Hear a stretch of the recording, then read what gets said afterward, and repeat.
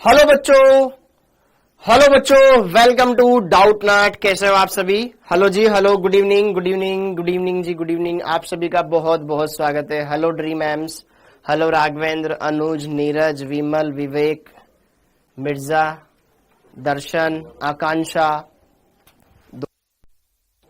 Hello dreams AIIMS, Abha, Alok, Mohammad Islam. Hello ji, hello, कैसे हो? Mohit, Shraddha, Priya, Ram, Vineet, Karan, Ritika. Good evening Ayesha ji. Hello, कैसे हो? अनुज, विमल, रुद्र। हेलो शुभम, मैं एकदम बढ़िया हूँ। आप बताओ, आप कैसे हो? सब एकदम खैरियत? यार कल ना बहुत सारे बच्चों के मेरे पास मैसेज आए कि सर आप ना हमारे साथ फ्रॉड कर रहे हो, आप ना हमें तो पैसे लेकर के पढ़ा रहे हो लेकिन ना यूट्यूब पे साथ के साथ फ्री भी पढ़ा रहे हो। तो उस बारे में मैं आपको थोड़ी सी बात बताना चाहूंगा। ऐसा कुछ नहीं है, ठीक है? ओके, वो बाय डिफॉल्ट गया था, उसमें कोई जानबूझ करके हम क्यों हमारी पेड वाले बच्चों की जगह की क्लास हम किसी फ्री वाले को देंगे? ठीक है, थोड़ा सा कॉमन सेंस लगाओ। और अगर हम फ्री देते तो हम ऐसे चैनल पे क्यों देते जहां पे ऑलरेडी कम सब्सक्राइबर होते? तो फ्री दिखाना होता तो हम वहां दिखाते ना जहां ज्यादा सब्सक्राइबर होते। तो ठीक है, ऐसे लांछन ना लगाया करो, ठीक? ओके, अब अगली बात, आज के लेक्चर में हम क्या करेंगे उस पर भी बात करेंगे, और पिछले लेक्चर में हमने क्या किया था उनकी बातें यहाँ पर सारी चीजों को हम समझेंगे और अच्छे से क्लियर करेंगे। अमित, हाँ ओके, हाँ पहले जैसा करवा दिया भाई, पहले जैसा हो गया। छम छम। हाँ, तो अब आगे बढ़ते हैं। आज विलियन वाले चैप्टर का L2 हम देखेंगे, बढ़िया से सारी चीजों को क्लियर करेंगे और नए नए क्वेश्चंस करेंगे, सारी चीजों को समझेंगे, अच्छे से तरीके से सलीके से पढ़ेंगे। हाँ जी, तो अभी तक हमने इस चैप्टर में क्या क्या कर लिया है? हमने परिचय देख लिया है, विलियन के प्रकार देख लिए हैं। विलयन के प्रकार कहीं ना कहीं विलायक के ऊपर भी डिपेंड करता है। विलायक क्या है? अगर विलायक गैस है तो गैसीय विलयन, द्रव है तो द्रवीय विलयन, ठोस है तो ठोस विलयन। विलय के ऊपर भी डिपेंड करता है कि विलायक में विलय की कितनी मात्रा है। बहुत कम मात्रा है तो तनु विलयन, बहुत ज्यादा मात्रा है तो सांद्र विलयन। ये हमने देखा। अब विलय की जो मात्रा है किसी विलयन में, उसको बताने के लिए हमने अलग अलग तरह के क्या देखे बेटा? सांद्रताओं के पद देखे, जो हमें पढ़ने हैं, अच्छे से उनको क्लियर करना है। एक बार वो समझ में आ गया तो हमें सब समझ में आ गया। क्लियर है? इस चैप्टर की बेटा संपूर्ण एनसीईआरटी में बना रहा हूं, आपको मिल जाएगी। वो क्या है? शॉर्ट नोट्स है, तो आप उसके लिए चिंतित न हो। एक बार आप पहले पूरा पढ़ लो, सब कुछ आपको देखने को मिलेगा, सब मिलेगा। ओके, सांद्रताओं के पद हम पढ़ रहे थे, फिर उसके बाद हेनरी का नियम पढ़ेंगे हम। ओके, तो सांद्रता पद पर हम बात करें उससे पहले कल वाली क्लास में मैं कुछ क्वेश्चन एक्सप्लेन नहीं कर पाया था, तो मैं आज लेकर आया हूं ताकि बच्चों को बता दूं और आगे बढ़ा सकूं फिर इनको। देखो, एक क्वेश्चन था कि एक यौगिक जिसमें ए बी सी तीन तत्व है, यदि ए की अवस्था +2 है, बी की +5 है, सी की -1 है, तो यौगिक कौन सा है? देखो, जब भी ऐसा कोई क्वेश्चन आए, तीन तत्व है किसी यौगिक में और तीनों के ऑक्सीकरण अंक दे रखे हैं, तो इन सब में इनको रख करके देखो किसके लिए मान 0 आ जाएगा, मतलब ये उस यौगिक को संतुष्ट कर देंगे, तभी मान 0 आया। ओके, तो आपको क्या करना है? किसी भी एक कंपाउंड के अंदर इनको फिट कर करके देखना है और वैल्यूज को सोल्व करना है। जिसका 0 आएगा वही सही हमारा कंपाउंड होगा। क्लियर हो गया? ओके, हाँ जी। जैसे कि अगर मैं यहां पर पहले वाले कंपाउंड के अंदर रखूं, पहला वाला कंपाउंड है मेरा A3BC42। ओके, हम क्या करेंगे? कुल आवेश संरक्षित रहता है। यहां पर इनकी क्या है? ये अवस्था है +2, +5 और -2। आवेश अगर जितना धनायन होगा उतना, देखो ये एक उदासीन कंपाउंड, इस पे कोई आवेश नहीं है, इस पर कोई आवेश नहीं है, सब उदासीन है। तो अगर इन आवेशों को इसमें मैं पुट करूं तो भी ये उदासीन ही बने रहे, कोई वैल्यू नहीं आए, तो आंसर बन जाएगा। ओके, पीछे क्लास नहीं हो रही बेटा, लाइव क्लास आगे पीछे कुछ नहीं होती, वो वैसे की वैसे ही चलती है, उसको बाद में तुम रिकॉर्डेड में देख सकते हो पीछे करके। अब आती है यहां पर बात इस कंपाउंड के अंदर, अगर मैं ए की वैल्यू +2 रखूं, अगर मैं देखूं तो इसमें 3 ए है, बी कितने हैं, 2 बी हैं, ओके, सी कितने, 2 चौक 8 सी है, ये है। अगर मैं इन सब में आवेश पुट कर दूं, 3 ए पर आवेश कितना है, प्लस का 2, बी पर आवेश कितना है, प्लस का 5, ओके, सी पर आवेश कितना है, माइनस का 2। अगर इसका मान 0 आ जाता है तो काम हो जाएगा। 3 दूनी 6, ये 5 और दूनी 10 और ये हो गया -16, तो प्लस का 16 माइनस का 16 छम 0। ठीक है, ऐसे हम सोल्व कर लेंगे। हाँ जी, टेंशन ना लो, अच्छे से सारी चीजें करेंगे, हर एक बात बढ़िया से बढ़िया करेंगे, सब होएगा। अब अगला क्वेश्चन देखो, फिजिकल में तो मैं क्वेश्चन ही करवाऊंगा, जितने ज्यादा क्वेश्चन हो सके ना उतनी प्रैक्टिस करवाऊंगा, क्योंकि फिजिकल में कहीं ना कहीं बेटा आप प्रैक्टिस जितना ज्यादा करोगे उतना ज्यादा सीखोगे। ठीक है, अगला ये वाला क्वेश्चन देखो, इस क्वेश्चन में क्या बोला गया था, क्या आपको नहीं करना था, कैसे करना था।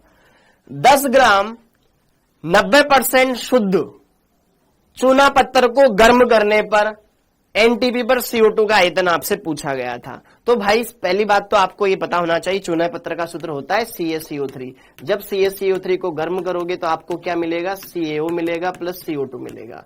ओके, आपको बोला गया 10 ग्राम टोटल दे रखा है, लेकिन 10 ग्राम का 90% ही शुद्ध है, तो 10 का 90% निकाल लो, हाँ है ना। ठीक है, अगर आपसे बोला जाए x का 10%, कोई संख्या है x का 10% निकालना है, तो x गुणा 10/100 करना होता है। तो अगर मुझे इसका निकालना है तो क्या करना पड़ेगा, ये करना पड़ेगा। तो 1 0 से 1 0 छमछम, 1 0 से 1 0 छमछम, 9 ग्राम आ गया, हाँ है ना। तो 9 ग्राम मेरे पास कैल्शियम कार्बोनेट है, टोटल जो शुद्ध है 10 में से 9 ग्राम शुद्ध है, 1 ग्राम अशुद्धि है।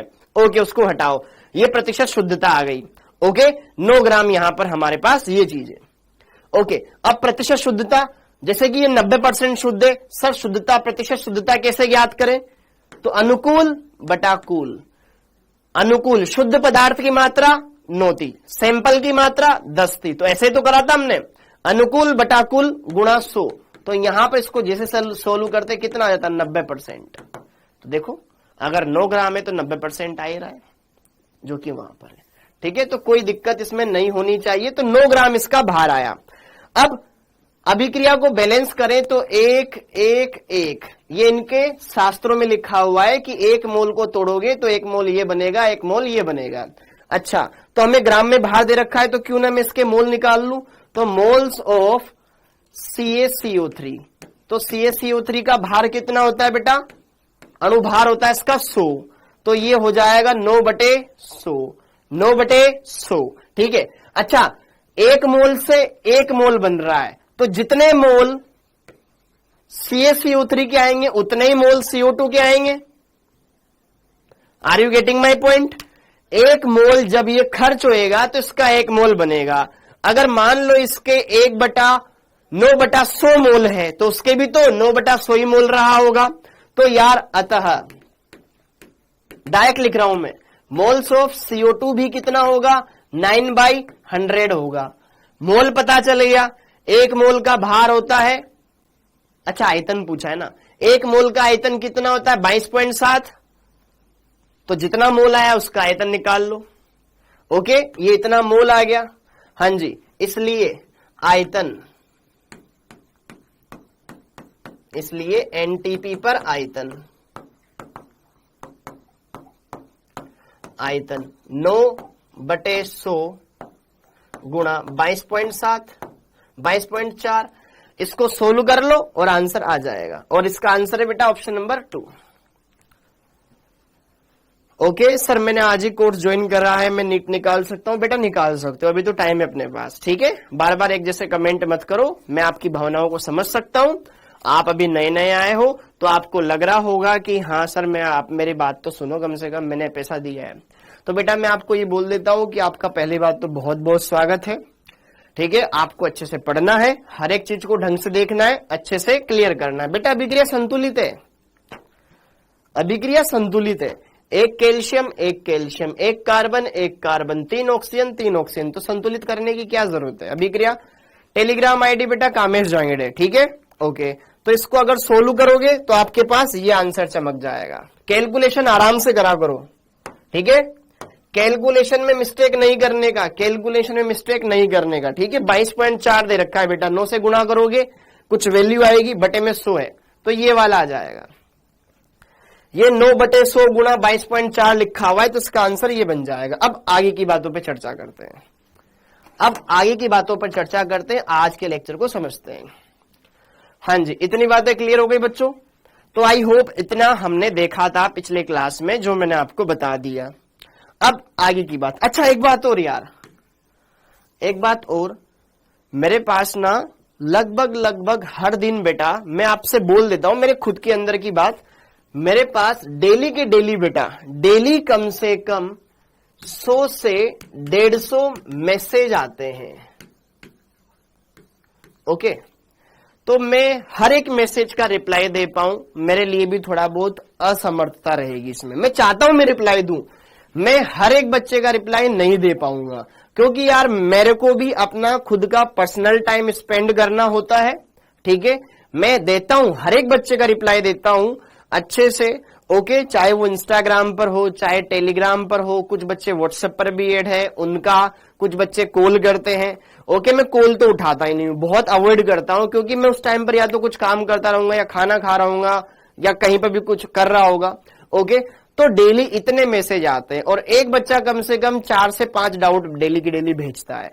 तो ये तो इतने मैसेज है, और एक बच्चा कम से कम 4 से 5 डाउट भेजता है, तो कम से कम डेली के डेली मेरे पास ना 400-500 डाउट इकट्ठा हो जाते हैं। तो 400-500 डाउट्स के आंसर दे पाना कहीं ना कहीं पॉसिबल नहीं है, और वो भी वो क्वेश्चन के तुम आंसर पूछते हो जो ऑलरेडी डाउटनेट ऐप पर दिया हुआ है जिनका सोल्यूशन। तो आप उस चीज का फायदा न उठा रहे हो बेटा। जो चीज हमने डाउटनेट के लिए बनाई है वो उसका डाउट सॉल्यूशन है, ठीक है। आप वहां पर कोई भी क्वेश्चन डालो, स्कैन करो, समझ में आ जाएगा। ओके, और आप यहाँ पे लेक्चर में देख रहे हो, आपको सारी चीजें बढ़िया से बढ़िया क्लियर हो जाएगी। यकीन मानो, करना पड़ेगा, फिजिकल केमिस्ट्री के क्वेश्चंस करने पड़ेंगे। आपको पहला क्वेश्चन नहीं आएगा, मानता हूं, दूसरा नहीं आएगा, तीसरा नहीं आएगा, लेकिन एक टाइम ऐसा आएगा कि आप धीरे धीरे उसमें सीखने लग जाओगे। ये इनऑर्गेनिक और ऑर्गेनिक नहीं है, फिजिकल में डाउट ज्यादा आते हैं, क्योंकि उसमें कैलकुलेशन होता है, दिमाग काम नहीं करता, बहुत सी बार होता है, लेकिन इस चीज से घबराना नहीं है। ओके, मेहनत करनी है। तो ये मेरी बात थी जो मेरे को बोलनी थी यार, वरना कुछ बच्चे बोलते होंगे सर आप तो जवाब ही नहीं देते हो। ओके, क्लियर हो गया? अब आगे बढ़ते हैं और आज की बात को हम स्टार्ट करते हैं। हाँ जी, तो पिछले लेक्चर में मैंने आपको क्या बताया था कि वेट बाय वेट परसेंटेज निकालना हो, वेट बाय वेट परसेंटेज निकालना हो तो कैसे निकालते हैं? विलेय का भार बटे विलियन का भार गुणा 100, वेट बाय वेट परसेंटेज आ रहा था। अच्छा, इसका मतलब होता क्या था कि 100 ग्राम विलियन में कितना ग्राम विलेय उपस्थित है। पक्की बात, अगर कहीं पर लिखा हुआ है 7% W/W, तो इसका मतलब यह है कि 100 ग्राम में 7 ग्राम विलेय है। जो भी होता, H2SO4 होता, HCl होता, कुछ भी होता। और कहीं पर लिखा हुआ है, ये हमने ये देख लिया। दूसरा V/V देख लिया, वॉल्यूम बाय वॉल्यूम, वॉल्यूम की इकाई ml, मतलब 100 ml में कितना ml विलेय है। कहीं लिखा हुआ है 14% वॉल्यूम बाय वॉल्यूम, मतलब 100 ml में 14 ml विलेय है। ओके, ये चीजें काम आएगी आपके। कहीं लिखा हुआ है W/V, 100 ml में कितना ग्राम विलेय उपस्थित है। ये छोटी छोटी चीजें आपको पता होनी चाहिए, ये हमने देख लिया। ओके, फिर इसके बाद मैंने आपको क्या पढ़ाया? मोलरता पढ़ाया। मोलरता बराबर क्या होता है? विलेय के मोल बटे विलियन का आयतन लीटर में, है ना। इकाई मैंने आपको बताई मोल पर लीटर या मोलर, हम इसको बोल सकते हैं, ये इसकी इकाई थी। ओके, मोल निकालने का फॉर्मूला क्या था? विलेय का ग्राम में भार बटे विलेय का अणुभार, बटे में ये V लीटर में है। अगर आयतन ml में दे रखा हो लीटर के बजाय, तो हम क्या करेंगे? फिर 1000 से गुणा करेंगे। Small w upon molecular weight upon में यहां पर V अगर ml में दे रखा हो बेटा, तो मुझे क्या करना पड़ेगा? 1000 से गुणा करना पड़ेगा। क्योंकि हमें ये पता है 1 लीटर में होता है 1000 ml, तो मुझे 1 ml में कितने लीटर होते हैं ये निकालना है। तो मुझे क्या करना पड़ेगा, ये 10 की घात 3 गुणा 1 ml लिख सकता हूं मैं इसको, 1000 को 10 की घात 3 लिख सकता हूं। मुझे 1 ml का मान निकालना है तो ये डिवाइड में भेजना पड़ेगा ना, तो 1/10 की घात 3 हो जाएगा लीटर बराबर 1 ml। ऊपर जाएगा तो वो कितने में कन्वर्ट हो जाएगा, 10 की घात -3 लीटर बराबर 1 ml। ठीक है, तो या तो मैं यहां पे नीचे गुणा करके लिखूं या ऊपर भेज दूं, तो ये -3 ऊपर जाते +3 हो जाएगा, तो 1000 से गुणा करते हैं। तो कुल मिलाकर के बात आपको ये समझनी है, अगर ml में दे रखा है, अगर ml में मान दे रखा है तो मैं 1000 से गुणा करूंगा। Are you getting my point? बस इतना मुझे बताना था। ये क्लियर हो गया। तो हमने मोलरता के बारे में इतनी चीजें देखी थी पिछले लेक्चर्स के दौरान। अब आगे बढ़ते हैं और मोलरता पे बात करते हैं, फिर धीरे धीरे और भी चीजें पढ़ेंगे। क्वेश्चंस भी लेकर आया हूं, क्वेश्चंस भी करवाऊंगा। हाँ, अब आती है मोलरता की बात। तो बेटा मोलरता, इसको इंग्लिश में बोलते क्या है? ठीक है, फिर इनसे रिलेटेड छोटे छोटे पॉइंट्स है वो मैं भी लिखवाऊंगा कि ताप पर, आयतन पर कौन कौन डिपेंड करता है, कौन डिपेंड नहीं करता, सब लिखाऊंगा, टेंशन मत लो। मोलरता को इंग्लिश में बोलते हैं मोलेलिटी। मोलेलिटी, इसको स्मॉल m से व्यक्त करते हैं। हाँ जी, अब मोलरता की परिभाषा क्या होती है? मोलरता में हम देखते हैं विलयन को और यहां देखेंगे हम विलायक को, कि 1 किलोग्राम विलायक, जैसे कि मान लो मैंने क्या लिया, यहां पर जल लिया, जल कितना लिया, 1 किलोग्राम या 1000 ग्राम, बात एक ही है। 1000 ग्राम जल में विलय के कितने मोल है, यही उसकी मोलरता है। मेरे पास ये जल है, जैसे कि कल वाला उदाहरण मैंने आपको बताया था कि मान लो मेरे पास ये 1 लीटर पानी की बोतल थी। अब 1 लीटर की बजाय मैं बोल रहा हूं ये 1 किलो की बोतल है। 1 किलो मेरे पास जल है, 1 किलो जल में मैंने CO2 डाल दी, तो 1 किलो जल मतलब विलायक, 1 किलो विलायक में विलय के कितने मोल हैं, 1 किलो में CO2 के कितने मोल उपस्थित है, वही उसकी मोलरता है। तो यहां पर अगर मैं बात करूं सिंपल सी, तो बात इतनी सी है, घर जैसी है कि यार मोलरता का होगा कि 1 किलोग्राम विलायक 1 किलोग्राम बोलो या 1000 ग्राम बोलो, are you getting my point? 1 kilogram विलायक में उपस्थित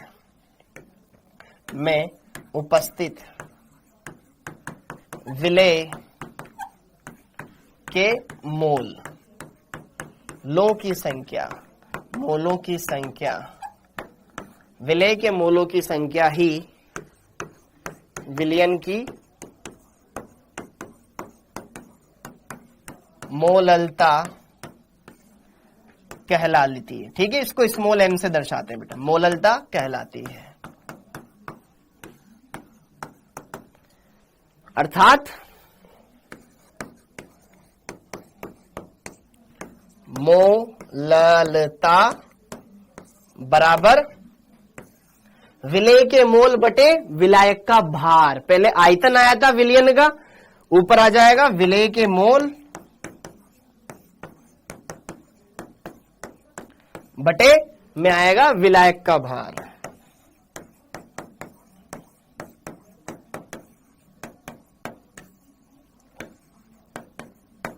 हाँ जी, मोल तो मोल ही है, भार किस में?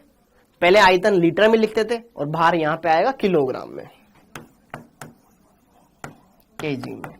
अगर ग्राम में दे रखा है तो क्या करेंगे, फिर 1000 से गुणा करेंगे। ठीक है, विलय के मोल बटे विलायक का भार, ग्राम में दे रखा हुआ हो तो फिर 10 की घात 3 से गुणा करना पड़ेगा, जैसे ml में कन्वर्ट करने पर 10 की घात 3 से गुणा किया था। समझ में आया बच्चों? तो ऐसे हम इसको सोल्व करेंगे। तो ये हमारे पास एक फॉर्मूला आ गया, नोट डाउन करो इसको फटाफट से, इसको नोट डाउन करो फटाफट से।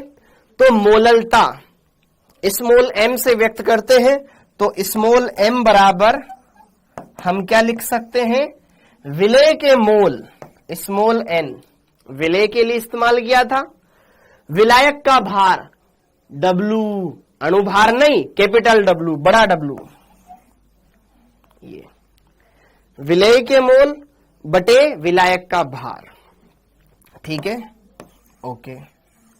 अच्छा, मोल कैसे निकालते, ग्राम में भार बटे अणुभार,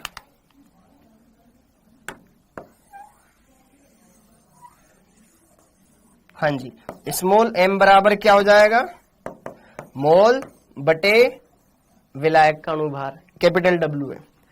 मोल कैसे निकालते, ग्राम में भार स्मॉल w बटे मोलिकुलर वेट, स्मॉल m लिखा है मैंने, स्मॉल m स्मॉल वाले लेटर विलेय के लिए, कैपिटल वाले लेटर विलायक के लिए, ठीक है,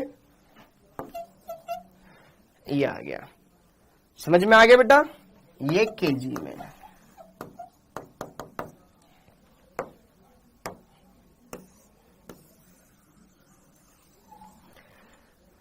ओके, तो सीधी बात है, तुम्हें यार विलेय के मोल ज्ञात करने, मोल ज्ञात करके विलायक का जो भी भार दे रखा है ना उससे डिवाइड कर देना, तुम्हारे क्या निकल जाएंगे, मोललता निकल जाएगी। अब मोललता का मात्रक क्या होता है उस पर भी बात करते, इतना लिख लो फटाफट से, ओके, और आराम से जल्दी जल्दी लिखो, साफ साफ लिखो, लेकिन जल्दी जल्दी लिखो। हमें नोट्स, देखो हिंदी मीडियम वाले बच्चों की कहीं ना कहीं ये रहती है कि सर हमें नोट्स बहुत बढ़िया बनाने चाहिए, नोट्स जितने बढ़िया बनेंगे ना हमें समझ में उतना आएगा, लेकिन ना बेटा नोट्स बनाओ अच्छी बात है, लेकिन हम जितना प्रैक्टिस कर सके उतना ज्यादा अच्छी बात है, हम प्रैक्टिस ज्यादा करेंगे उतना हमको फायदा होएगा, ठीक है। आगे बढ़ते हैं और चीजों को चर्चा में लेकर आते हैं, क्लियर हो गया, आ गया, हाँ जी। तो अब बात कर लेते हैं इसका मात्रक,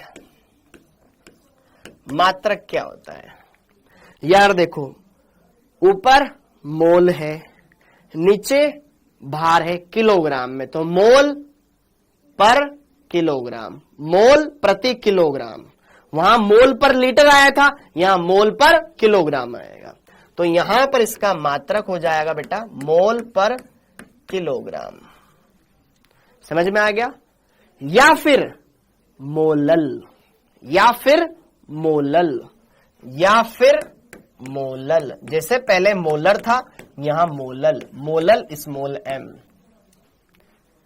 जैसे मोलरता बतानी हो, जैसे कि मान लो मैंने NaOH को पानी में घोला हुआ है, NaOH को पानी में घोला हुआ है और लिखा हुआ है 1.4 capital M NaOH, 1.4 capital M का मतलब है मोलरता, तो 1.4 मोलर इसकी मोलरता दे रखी है, अगर यही लिखा होता 1.4 स्मॉल m NaOH तो ये है मोललता,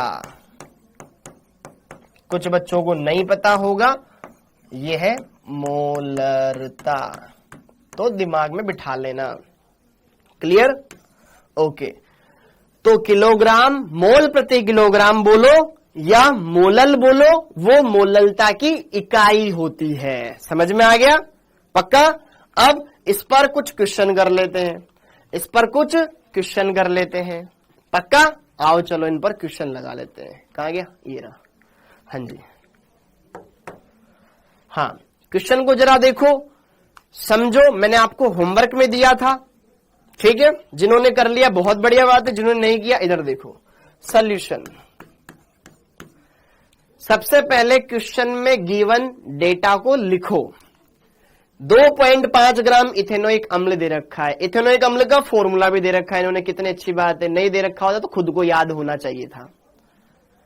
75 ग्राम बेंजीन में विलयन की मोलरता ज्ञात करो। अब देखो बहुत सारे बच्चों को ये प्रॉब्लम होती है, सर हम ये नहीं देख पाते विलेय कौन है विलायक कौन है, तो यार जरा देखो ध्यान से, एथेनोइक अम्ल के 75 ग्राम बेंजीन में, मतलब एथेनोइक अम्ल को बेंजीन में डाला गया है ना, तो बेंजीन विलायक हो गया और एथेनोइक अम्ल विलेय हो गया, तो ध्यान रखो, हाँ जी, दिया है, दिया है, जो बच्चे फास्ट कर सकते हैं वो उसे स्पीड से करो और जो बच्चे स्लो करते हैं उस स्पीड से कर लो, हाँ जी, ओके।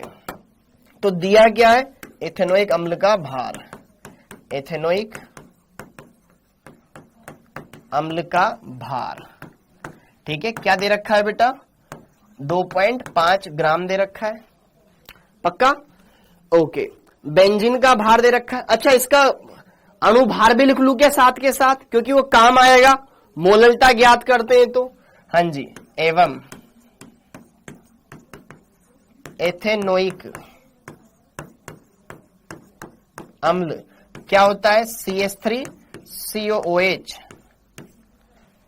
का अणुभार, ग्राम अणुभार निकालना है हमको, 1 मोल का भार। एक कार्बन का होता है 12, टोटल कितने कार्बन है? 2 कार्बन का हो गया 24। हाइड्रोजन कितने? 4, एक हाइड्रोजन का होता है 1, 4 का हो गया 4, तो 24 और 8 हो गए 28। कितने ऑक्सीजन है? 2 ऑक्सीजन। एक ऑक्सीजन का होता है 16, 2 ऑक्सीजन का हो गया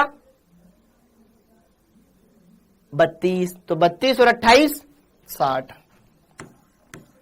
ग्राम। ओके, हाँ जी, ये किस में उपस्थित है?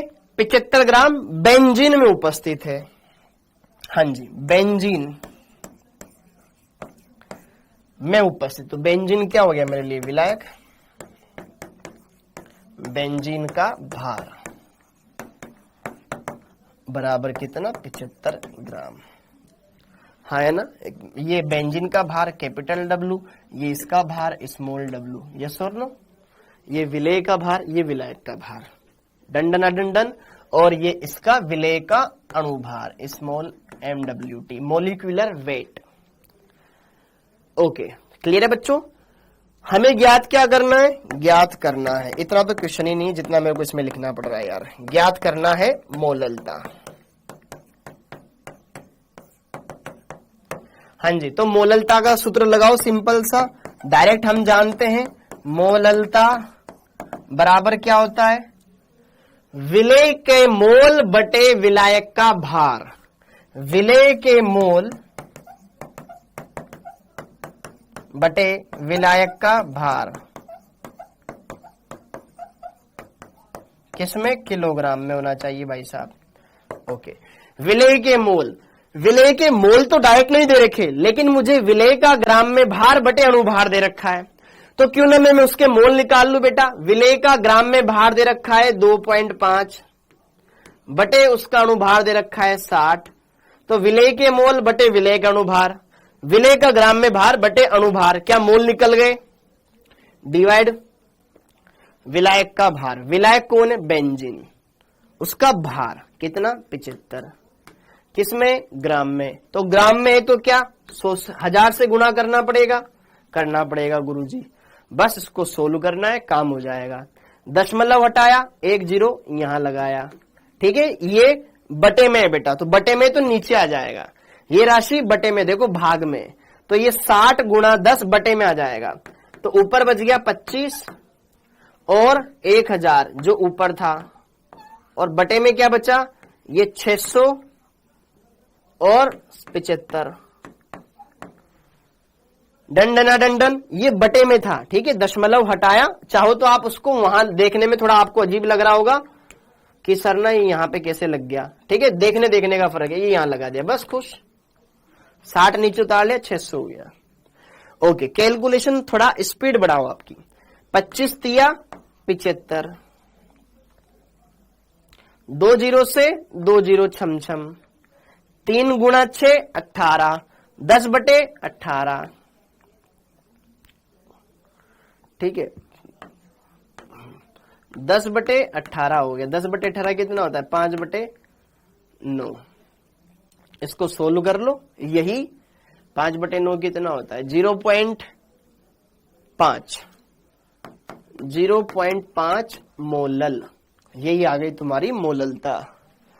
बोलो 0.5 मोलल आ जाएगा बेटा, स्मॉल m लिख दिया मैंने, या मोल प्रति किलोग्राम लिख देते। 0.5 मोलल आ जाएगा, उसके लगभग वैल्यू आ जाएगी। 5 बटे 9 ना, पॉइंट 0.5 के लगभग ही आएगा ये, ठीक है। ओके, ये हो गया क्वेश्चन। तो इसमें मैंने पहले ग्राम में भार, फिर अणुभार, तो मोल निकल गए। मोल निकालने का सूत्र ग्राम में भार बटे अणुभार बटे विलायक का भार लगा दिया। 1000 से गुणा क्यों करा? क्योंकि ये ग्राम में दे रखा था, किलोग्राम में दे रखा होता तो नहीं करता। कैलकुलेशन है बाकी, सोल्व कर लिया। Okay, done done done done.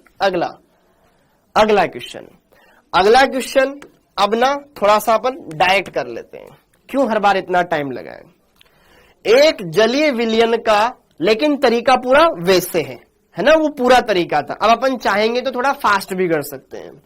एक जलीय विलयन का 225 ग्राम यूरिया के 5 ग्राम युक्त होता है। क्वेश्चन को जरा देखो, जलीय विलयन का 225 ग्राम यूरिया के 5 ग्राम युक्त है, मतलब 225 ग्राम कुल भार है, उसमें 5 ग्राम यूरिया है, तो 220 ग्राम जल है। 225 ग्राम यूरिया और जल का विलयन है, जिसमें 5 ग्राम ये है, तो 220 ग्राम क्या हो गया मेरा? विलायक हो गया जल। तो इन चीजों को समझो। तो यार यहां पर सबसे पहले तो लिख लो, दिया है यूरिया का भार स्मॉल w 5 ग्राम, ठीक है, ओके। और एवं अणुभार कितना होता है इसका? अणुभार इन्होंने बहुत अच्छी दया कर रखी है, अपने को दे रखा है 60 ग्राम। बोलो, ओके। जलीय विलयन का भार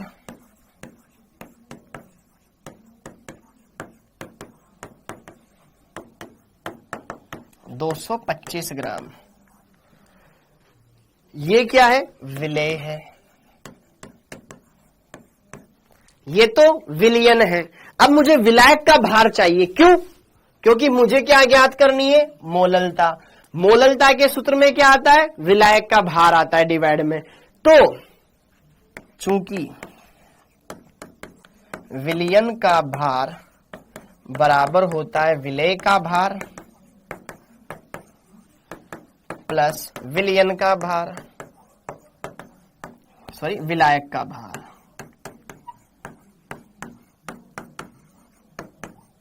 बोलो बच्चों, विलयन का भार मुझे कितना दे रखा है? 225 ग्राम। विलेय का 5 ग्राम, तो इसका कितना आ गया?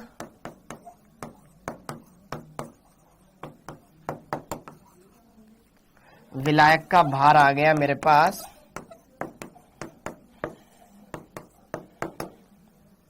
220 ग्राम।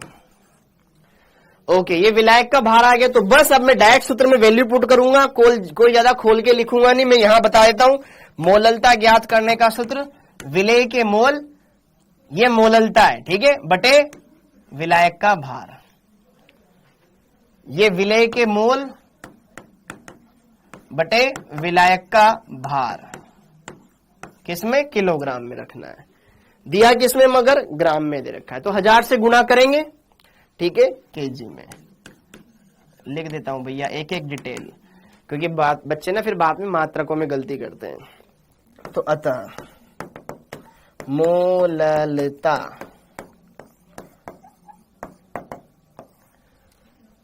विलेय के मोल निकालने बेटा, वो हमें सूत्र पता है, उस सूत्र में मान रखो, आंसर आएगा।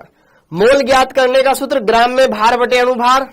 ग्राम में भार 5, अणुभार कितना? 60। बहुत बढ़िया। विलायक का भार 220, बहुत ही बढ़िया। ग्राम में है, अणुभार में मतलब 1000 में से गुणा करना पड़ेगा। तो उसको सोल्व कर लू। ये 5 ऊपर चला गया, ऊपर रहा 60, नीचे आ गया, ये 220 हो गया, ये 1000, ठीक है, डन।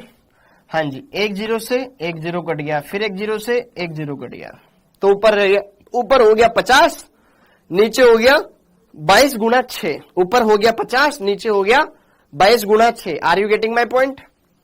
5 इंटू 10 कितना हो गया? 50। नीचे हो गया 22, 6 दूनी 12, हाथ से लग गया 1 और 1 ही हो गया 32, ठीक है। तो 25 काट दो 2 से, ये 25 बार और 61, इसका आधा हो जाएगा, ये आ गया। इसको सोल्व कर लेना, जो फाइनल आंसर आएगा वही हमारा स्मॉल m मोलल हो जाएगा, या हिंदी में लिख देता हूं मोलल, 25/61 मोलल। ठीक है, मोलल ये लिखा हुआ है बेटा, मोलल, ये आंसर आ गया। समझ में आया कि एक जलीय विलयन दे रखा था, उसके लिए हमने कैलकुलेशन कर ली, ऐसे ऐसे ये वाली कैलकुलेशन होती है, हमने सोल्व कर लिया, आंसर निकाल लिया। Are you getting my point? बस सूद दो इसको, कोई इतनी दिक्कत नहीं है। बाकी कैलकुलेशन है, कैलकुलेशन जितना हम अच्छे से करेंगे उतना हमारा फायदा होगा और अच्छे से हम इनको सीखेंगे। ठीक है, चीजें पता होनी चाहिए, कहां पुट करनी है वो पता होनी चाहिए, इकाइयों का जरूर ध्यान रखना है, किस में रखना है, तो कन्वर्ट करना आना चाहिए, वो मैं आपको शुरुआत में सिखा चुका हूं। ठीक, आगे बढ़ते हैं। अगला क्वेश्चन मैंने दिया था यूरिया। जिन बच्चों को यूरिया का सूत्र नहीं पता है तो देख लो, NH2CO NH2, NH2CO NH2, ये यूरिया का सूत्र होता है। अब हमको क्या बोला गया है, 0.25 मोलर, मुझे मोलरता दे रखी है, हाँ या ना। 2.5 kg जलीय विलयन, मुझे जलीय विलयन का भार दे रखा है कि मेरे पास 2.5 ग्राम जलीय विलयन है, जिसमें 0.25 मोलर विलेय उपस्थित है यूरिया। तो बनने वाले यूरिया का द्रव्यमान बताना है, द्रव्यमान बताना है। अब जरा देखो ध्यान से, क्वेश्चन को समझो और चीजों को क्लियर करना बेटा। ठीक है, हर एक बात को समझना, हर एक बात को क्लियर करना। मुझे इसमें दिया क्या है, दिया है यूरिया की मोलरता, कैपिटल M का मान दे रखा है, कितना, 0.25 मोलर दिया हुआ है। वेरी गुड, बहुत बढ़िया। जलीय विलयन का भार, मतलब विलयन का भार दे रखा है, वो भी जलीय विलयन,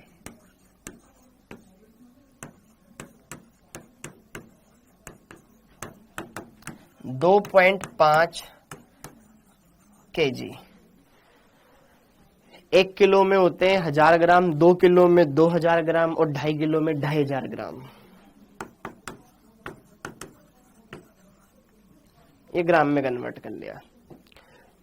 ठीक है, चीजें आसान हो जाए इसलिए कर लिया, कोई दिक्कत नहीं है। अब जरा देखो ध्यान से, यहां पर क्या जलीय विलयन 250 ग्राम है, 2500 ग्राम है। अब हमें क्या निकालना है, इसका यूरिया का द्रव्यमान निकालना है, द्रव्यमान निकालना है। मुझे आयतन मिल जाए, आयतन मिल जाए, आयतन। ये तो जलीय विलयन का भार दे रखा है, विलयन का भार थोड़ी दे रखा है ये। ओके, हाँ जी यार, या तो ना इस क्वेश्चन में मोलर दे रखा है, इसको मोलल दे रखा होता ना, तो मोलल दे रखा होता। ओके ठीक है, जरा देखो ध्यान से, आपको इस क्वेश्चन को करने के लिए क्या चाहिए, मैं मोलरता का सूत्र जानता हूं, मोलरता का सूत्र जानता हूं बेटा, विलेय के मोल बटे विलयन का आयतन लीटर में, ये फॉर्मूला होता है। मुझे विलेय के मोल, ठीक है, मुझे मोलरता दे रखी है, ठीक है, मुझे मोल में ज्ञात करना चाहता हूं यहां से, ताकि फिर मैं द्रव्यमान ज्ञात कर लूं। ठीक है, अच्छा वो बात ठीक अलग मान ली हमने, लेकिन मुझे विलयन का आयतन पता नहीं है। ये दोनों चीजें, ये चीज पता है, ये चीज पता चल जाए तो मैं ये निकाल लूंगा, क्योंकि मुझे द्रव्यमान निकालना है। मुझे पता है कि भैया 1 मोल का द्रव्यमान तो 60 होता है, जितना भी मोल आएगा उस हिसाब से देख लेंगे, उसका द्रव्यमान निकाल लेंगे। ओके, इसलिए मैं मोल निकालने की कोशिश कर रहा हूं, लेकिन मोल में तब निकालू जब मुझे विलयन का आयतन पता चले। Are you getting my point? Okay, अब मैं इसको कैसे ज्ञात करूं, ये मेरे लिए कहीं ना कहीं एक सोचने वाली बात है। ओके, अब यार थोड़ा सा ना आप यहां पर दिमाग लगाएं, थोड़ा सा ज्यादा दिमाग नहीं लगाना है, ज्यादा दिमाग नहीं लगाना है कि मैंने यूरिया को डाला जल में और फाइनल विलयन का भार है 250 ग्राम, मतलब 2500 ग्राम, 2.5 किलो लगभग। यूरिया के 0.25 मोल है, मतलब पूरा 1 मोल भी नहीं है, मतलब 0.25 मोलरता है, मतलब बहुत कम है, 1 मोलर विलयन भी नहीं है मेरा भाई। जिससे कि देखो 1 मोलर का मतलब क्या होता है, 1 मोलर का मतलब ये है कि 1 लीटर विलयन में 1 मोल उपस्थित है, तो 1 मोलर आया। जैसे कि किसी का सोल्यूशन है 2 मोलर, 2 मोलर का मतलब है कि 1 लीटर में उसके 2 मोल उपस्थित है। समझ में आया कि जैसे कि कहीं 100 मोलर है, 100 मोलर का मतलब ये है कि 1 लीटर में विलय के 100 मोल है। कहीं लिखा हुआ है 50 मोलर, 50 मोलर का मतलब ये है कि 1 लीटर में विलय के 50 मोल है। अगर मैं इसको तोड़ूं 0.25 मोलर का मतलब ये है कि अगर 1 लीटर होता तो इसके 0.25 मोल होते, मतलब बहुत कम। और हमारे पास तो यहां पर इतना सारा है, तो इतने सारे के सापेक्ष इसके मोल तो बहुत बहुत कम हो गए बेटा। तो यहां पर मैं आपको थोड़ा सा इसमें कुछ अलग बताऊंगा। इतनी चीज क्लियर हो गई? ओके, हाँ जी।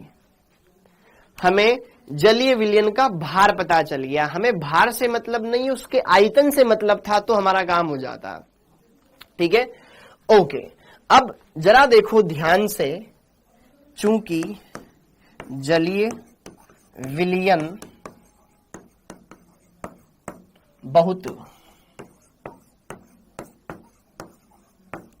तनु है, बहुत ही पतला है, मतलब जो जलीय विलयन का जो जल का आयतन होगा वही जलीय विलयन का आयतन हो सकता है। क्या मेरी बात समझ में आ रही है? विलयन बहुत ज्यादा तनु है, तो जो घनत्व मैं जल का लूंगा वही घनत्व मैं किसका ले लूंगा? विलयन का ले लूंगा। हाँ या ना? विलयन बहुत तनु है, अतः जल का घनत्व जलीय विलयन के घनत्व के सेम होएगा, जलीय विलयन के घनत्व के समान होगा। ओके, और चूंकि जल का घनत्व कितना होता है? 1 ग्राम पर ml होता है, 1 ग्राम पर ml होता है। ओके, हाँ या ना? जल का घनत्व कितना होता है बेटा? 1। अब जरा देखो ध्यान से, साइड में जरा देखना ध्यान से, घनत्व का सूत्र, घनत्व ज्ञात करने का सूत्र होता है द्रव्यमान, ऊपर भार रखना है, नीचे आयतन रखना है। ये घनत्व का फॉर्मूला होता है, साइड में देख लेना। घनत्व बराबर क्या होता है? द्रव्यमान बटे आयतन। अगर जल का घनत्व 1 है, अगर मैं यहां 1 रख दूं तो आयतन और द्रव्यमान बराबर आ जाएगा, मतलब जो आयतन है, जो द्रव्यमान है, वही उसका आयतन हो जाएगा। You know what I mean?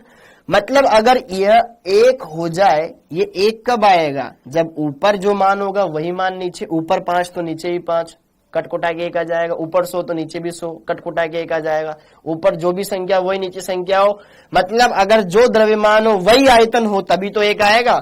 अतः अगर जल का घनत्व 1 है तो जो उसका भार है वही उसका आयतन होगा कि नहीं होगा? पूछता है भारत, बताओ। होगा? ओके, तो जल का घनत्व इतना है, इसलिए जलीय विलयन का भार, जलीय विलयन का भार एवं जलीय विलयन का आयतन समान रहेगा। मतलब जो भार है ना, उसको आयतन की जगह हम रिप्लेस कर सकते हैं। जल के लिए सिर्फ जल विलाय के, इसीलिए बाकी और का घनत्व 1 नहीं होता, जल का होता है, इसलिए जो जलीय विलयन का भार है ना, वही उसका आयतन हम रख सकते हैं। तो अब आगे जगह नहीं बची, इसको आगे करते हैं, यहां करते हैं। अतः जलीय विलयन का आयतन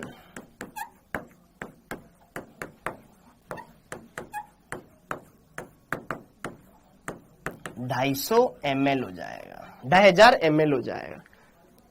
हाँ है ना, जो भार होता है वही आयतन हो जाता है जल के लिए। ठीक है, बस इकाइयां चेंज हो जाती है, भार की इकाई होती है ग्राम, जल आयतन की इकाई होती है ml। दोनों सेम पद्धति में, सेम इकाई में है, सेम यूनिट में है। ठीक है, छोटी छोटी इकाइयां ग्राम और यहाँ ml आ गया। इतना हो गया। अब बस हम ज्ञात कर लेंगे, क्या ज्ञात करना था, जो हमें ज्ञात करना था वो हम ज्ञात कर सकते हैं। तो अब अतः हम जानते हैं बेटा, चूंकि हम ये जानते हैं मोलरता बराबर होता है विलेय के मोल बटे विलयन का आयतन, विलयन का आयतन लीटर में। ओके, अगर ml में दे रखा है, ml में दे रखा है तो यहां पर 1000 से गुणा करना पड़ेगा। तो यार हमें मोलरता दे रखी है, मोलरता तो हमें पता है, मोलरता कितनी दे रखी थी, 0.25, 0.25 पुट कर दो, 0.25 पुट कर दिया। अभी मैं आपके कमेंट देखूंगा, टेंशन मत लो। ओके, यहां पर विलेय के मोल, विलेय कौन था, यूरिया था। विलेय कौन था, यूरिया। यूरिया के मोल के बारे में ज्यादा कुछ दे नहीं रखा। ओके, क्योंकि हमारे पास विलियन 1 लीटर नहीं है, 2.5 लीटर है, ये बात ध्यान रखना। ओके, हाँ जी, तो यहां पर मोल्स ऑफ विलेय ये हम फाइंड आउट कर लेते हैं। भार कितना आ गया, ये आयतन कितना आ गया, 250 ml इंटू 1000 कर लो तो ठीक है, 20 से 20 छम। ठीक है, तो यहां पर इसके यूरिया ही तो मेरे पास विलेय है, इसके मोल आ गए, इन दोनों को गुणा कर लो, बटे में ये 10 है। ठीक है, या फिर यहां पे बटे में 2 0 लगा दो। ओके, 25 25 625। अरे देखो ध्यान से देखना बेटा, ये मैंने विलेय निकाले, 25 को 25 से गुणा कर दिया, 625 हो गया। ये 10 बटे में लेकर आ गया, कितना हो गया, 1000 हो गया। तो ये कितना आ गया, 0.625 आ गया। ये क्या आ गए मेरे पास, यूरिया के मोल आ गए। अब एक मुझे पता चल गया, इसके मोल आ गए, ये क्या आ गए, मोल आ गए। हो गया। क्वेश्चन बड़ा नहीं है, लेकिन हमें कुछ नई नई चीजें इसमें सीखने को मिल रही है, बाकी क्वेश्चन छोटा ही है। अब मुझे मोल पता चल गया तो मैं भार याद कर सकता हूं। ठीक है, अब आगे की कहानी, तो आगे की कहानी ये है, मोल पता चल गया। ओके, तो चूंकि हम मोल पता चल गया तो यूरिया के मोल हमें आ गए इतने, तो इसको अगर मैं इसके अनुभार से गुणा कर दूंगा तो अतः यूरिया का द्रव्यमान अगर हम निकालें तो कैसे निकालेंगे, मोल गुणा उसका अणुभार। भाई कितने मोल आ गए, 0.625, अणुभार कितना होता है, 60। ओके, इसको सोल्व कर लो। ये 3 दशमलव अगर अच्छी नहीं लग रही हो तो दशमलव हटा करके नीचे वही 1000 रहने दो, 1 0 से 1 0 काट दो।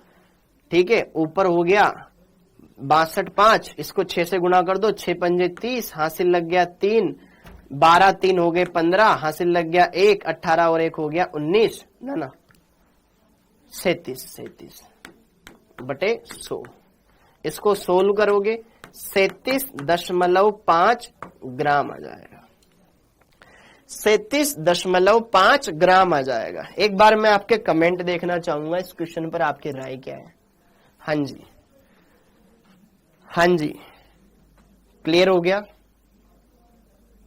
हाँ जी, 37.5 हो जाएगा। ओके, 37 ओके सर, ये बेच किसके लिए, एक लाइन का कैलकुलेशन। अरे यार टेंशन मत ले यार, हिंदी मीडियम से पढ़ने का डॉक्टर नहीं बन सकते। क्यों नहीं बन सकते भाई, बन सकते हैं, बहुत इजी था, बहुत इजी था। 1 नंबर का क्वेश्चन, इसमें कैलकुलेशन। हेलो हेलो हेलो, हाँ जी बताओ भैया, कुछ दिक्कत है क्या कहीं कैलकुलेशन वगैरह में, कहीं क्वेश्चन मिशन में दिक्कत है क्या? अच्छा 61 नहीं आएगा, 66 आएगा। Okay okay okay, I made mistake. ठीक है ठीक है ठीक है ठीक है भैया, ठीक है। ये 66, 25/66, 25/66, ठीक है ठीक है, 66 आ जाएगा, 66 आ जाएगा। ठीक है बेटा, हो गया, 66 कर दिया मैंने। ओके हाँ जी, इस क्वेश्चन को देखो, इस क्वेश्चन को देखो। इस क्वेश्चन में हमें इतना टाइम नहीं लगाना था, बहुत सिंपल था, बहुत आसान था, 5 लाइन में कर दिया था। वेरी गुड अनुराग, बहुत बढ़िया बात है, कोई दिक्कत नहीं। लेकिन कुछ चीजें जो आपको पता होनी चाहिए वो मैं तुम्हें बता दूं। ओके तो यार देखो ध्यान से, हमें इसमें क्या दे रखा था, इसकी मोलरता दे रखी, इसका भार दे रखा है, जलीय विलयन का भार।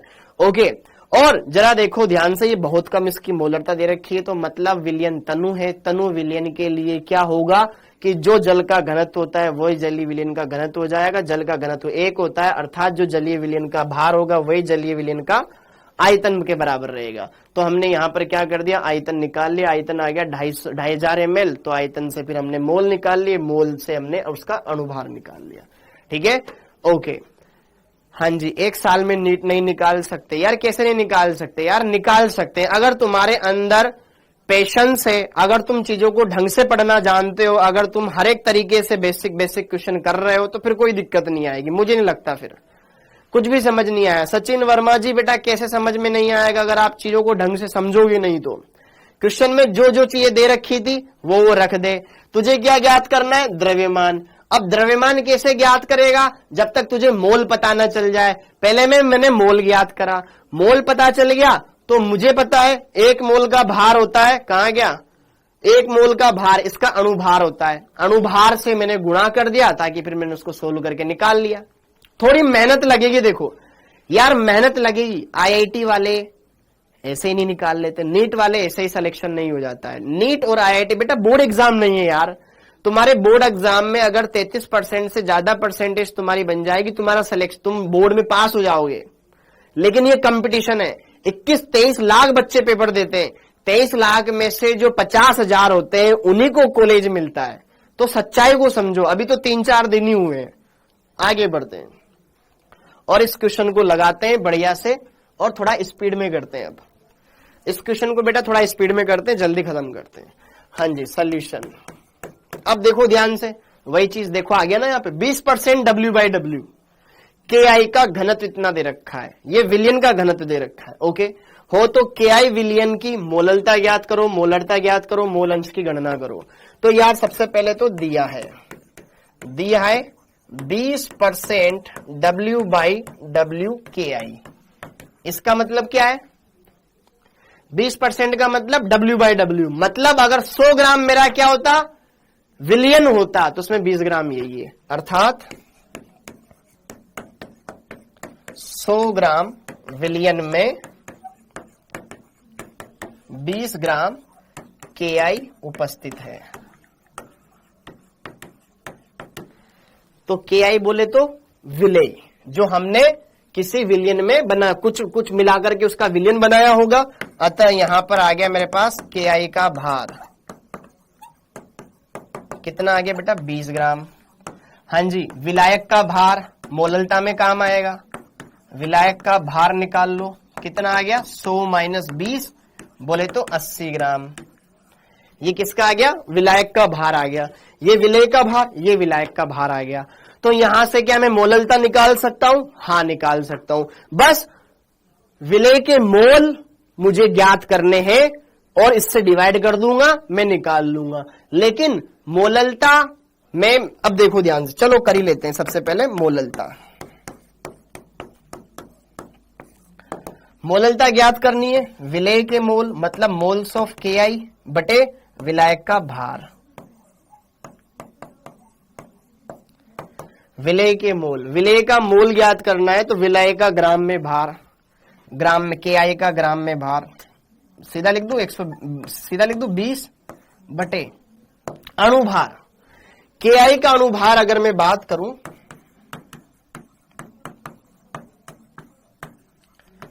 देखो यार फिजिकल को टाइम दोगे आप तो होगी, अगर आप उससे भागोगे ना तो नहीं होएगी। हकीकत मानो, ये वो चीज है बेटा जो दवाई लेनी पड़ती है, भले कड़वी है, लेनी पड़ती, क्योंकि पेपर में बढ़िया क्वेश्चन आते हैं, कर लोगे।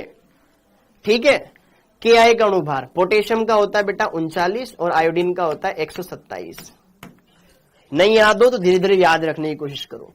ये हो जाएगा, कितना हो जाएगा, 166 ग्राम, 1 मोल का भार। हाँ जी, तो ये हो जाएगा 166 ग्राम में भार बटे अणुभार हो गया। ओके, विलायक का भार कितना, विलायक का भार हमें दे रखा है कितना, 80। ओके, गुणा 1000, इसको सोल्व कर लेना आप। 20 बटे 166 गुणा 80 गुणा 1000, इस वैल्यू को सोल्व कर लेना। यहां पर क्या आ जाएगी, तुम्हारी मोललता आ जाएगी। ठीक है, बाकी कैलकुलेशन है, जितना क्लोज जाओगे उतना फायदा होएगा। अब मोलरता ज्ञात करनी है, तो मोलरता ज्ञात करनी है, मोलरता ज्ञात करनी है, तो मोलरता ज्ञात करने का एक सूत्र होता है, वो मैं तुम्हें बता देता हूं। ठीक है, ये हमारे काम आएगा। ये मोललता आ गई,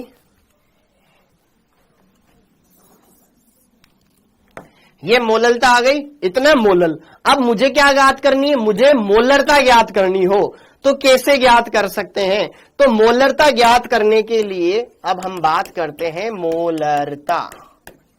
हाँ जी, तो मुझे मोलरता ज्ञात करने के लिए क्या चाहिए, विलेय के मोल बटे विलयन का आयतन, है ना।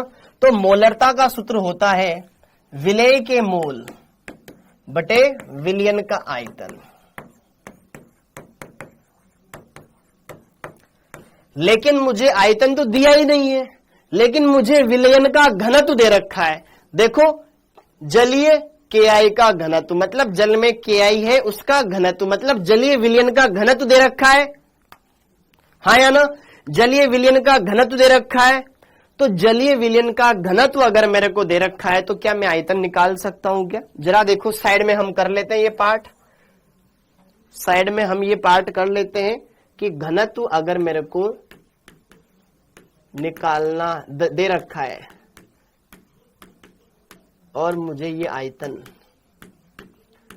मुझे क्या करना है, विलयन का आयतन निकालना है। तो आयतन इधर ले जाऊंगा, घनत्व इधर ले जाऊंगा, तो जरा देखो ध्यान से, मोलरता मेरे पास आ जाएगी। यहां पर ये मोल्स ऑफ KI बटे में विलयन का आयतन निकालना है। अगर मैं विलयन के बारे में बात करूं तो विलयन का घनत्व बटे में आ जाएगा, द्रव्यमान बटे घनत्व हो जाएगा ना यार। यहां पर क्या हो जाएगा, विलयन का द्रव्यमान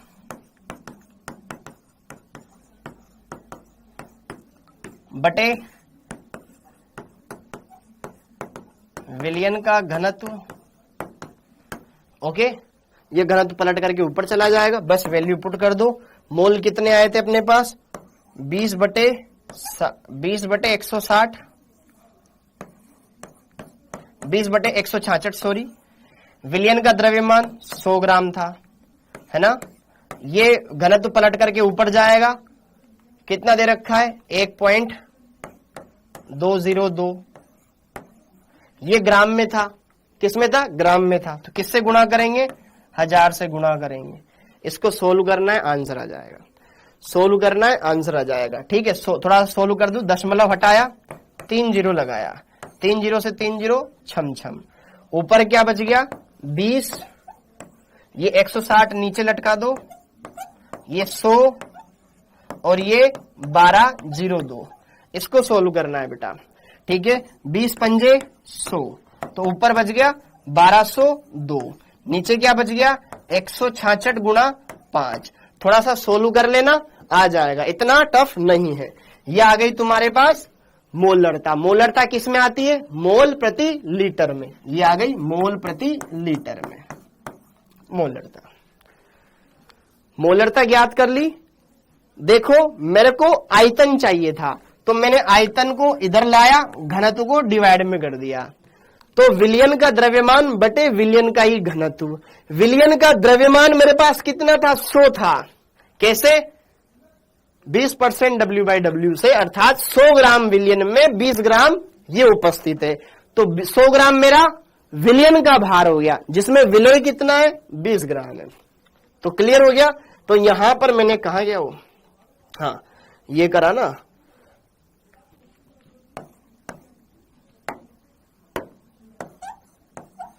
ये विलयन का भार और ये विलयन का घनत्व, ठीक है। वो पलट करके ऊपर चला गया, सोल्व करा, जो भी आएगा आंसर आ जाएगा।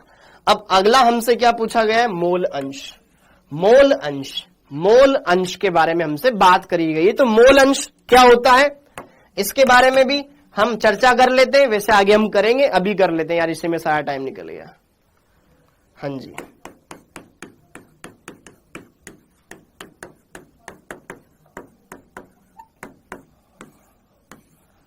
मोल अंश, बेटा मोल अंश ज्ञात करना हो किसी के भी तो मोल अंश ज्ञात करने का सिंपल सा सूत्र होता है, अभी आपके मैं लिखवा देता हूं, चूंकि हम जानते हैं, आगे मैं पढ़ाऊंगा, चूंकि हम जानते हैं। मोल अंश का सूत्र होता है स्वयं के मोल बटे कुल मोल, अनुकूल बटा कुल, स्वयं के मोल बटे कुल मोल। मोल अंश ज्ञात कर सकते हो। किसका मोल अंश ज्ञात करना है आपको? आपको ज्ञात करना है मोल अंश की गणना करो। KI, खासकर हमें KI के बारे में बात करना है, खासकर हमें KI के बारे में बात करना है। ओके, तो मोल अंश अगर मैं ज्ञात करूंगा, मोल अंश अगर मैं ज्ञात करूंगा तो मैंने KI के मोल अंश ज्ञात करने हैं, KI के मोल अंश मुझे ज्ञात करने हैं। तो मोल अंश ज्ञात करने का सूत्र हो गया मोल्स ऑफ KI, स्वयं के मोल, अपोन में कुल मोल। कुल मोल मतलब KI के मोल प्लस जल के मोल, KI के मोल प्लस जल के मोल, KI के मोल प्लस जल के मोल। तो moles of KI plus moles of H2, ठीक है। ओके, तो स्वयं के मोल, स्वयं का ग्राम में भार बटे स्वयं का अणुभार, स्वयं का ग्राम में भार बटे अणुभार, जल का ग्राम में भार, 100 ग्राम हमारे पास टोटल था, 20 ग्राम ये था, 80 ग्राम जल था। तो स्वयं का ग्राम में भार बटे अणुभार। समझ में आया क्या? समझ में आया क्या? बोलो, यहां से इसको सोल्व करना है, KI के मोल अंश निकल जाएंगे, ठीक है। ओके, हमारे पास टाइम कम है बेटा, इसलिए अभी इतना ही करेंगे, फिर आगे इसको सोल्व कर लेंगे, कोई दिक्कत नहीं है। जब हम पढ़ेंगे ना मोल अंश के बारे में तो उसको अच्छे से समझ लेंगे। तो अभी तक हमने यह देखा, अभी तक हमने ये देखा, इसको नोट डाउन कर लो जो बच्चे नोट कर रहे हैं। ओके, अभी तक हमने ये देखा कि मोलरता क्या होती है, मोललता क्या होती है, उनसे रिलेटेड कुछ बेसिक चीजें जानी। फिर बाद में मैं आपस में इनमें संबंध भी बताऊंगा कि कौन से छोटे छोटे फॉर्मूले होते हैं जिनकी वजह से हम अगर मोललता दे रखी हो तो मोलरता निकाल सकते हैं जल्दी जल्दी, ठीक है। तो अभी आप इतना लिख लो, क्लियर हो गया। तो हमने मोललता देख ली, मोलरता देख ली, अब हम बात कर लेते हैं नॉर्मलता के बारे में, ठीक है। और फिर कुछ और चीजें जो हमें देखनी है। इतना क्लियर हो गया क्या? आगे बढ़ता हूं। हाँ जी, अब आता है यार, देखो फिजिकल में कैलकुलेशन करवाने में टाइम लगता है, मैं नहीं चाहता कि किसी बच्चे को कोई प्रॉब्लम आए। जो जल्दी कर पा रहे हैं बहुत बढ़िया बात है बेटा। हाँ जी, अगला टॉपिक आएगा अपना नॉर्मलता। नॉर्मलता, अगला टॉपिक आएगा अपना नॉर्मलता, नॉर्मेलिटी।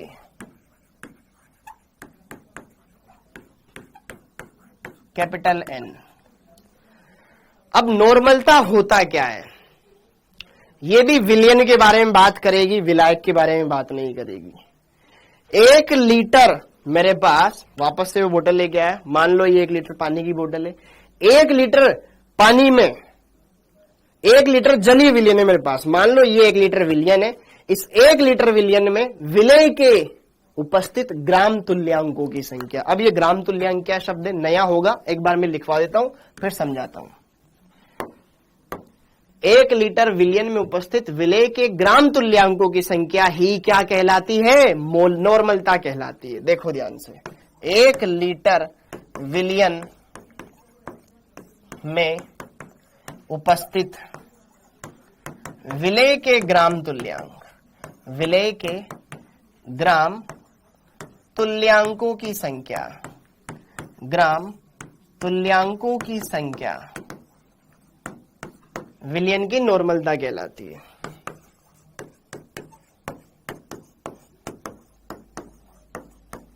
नॉर्मलता कहलाती है। ठीक है, तो नॉर्मलता बराबर फॉर्मूला क्या हो गया,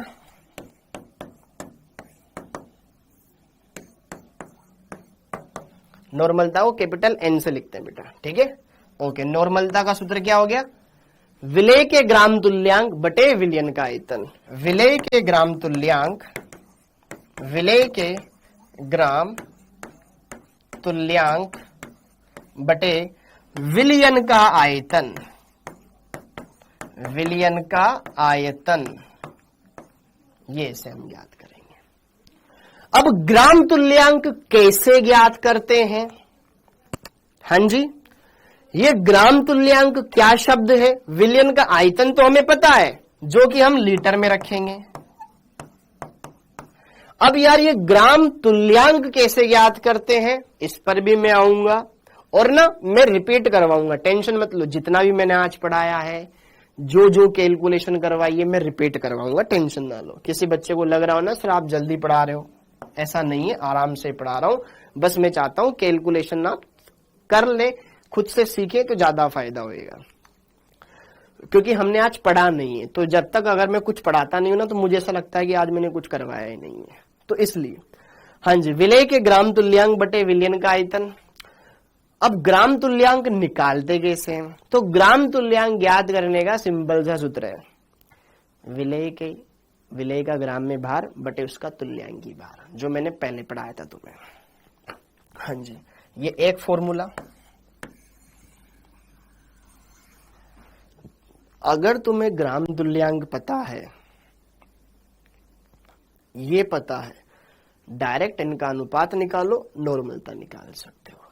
अगर तुम्हें ये नहीं पता, इसको ज्ञात करने का एक सूत्र होता है, चूंकि ग्राम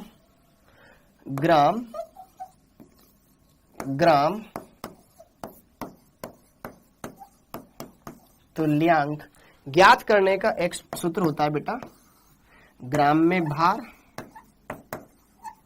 बटे तुल्यांकी भार।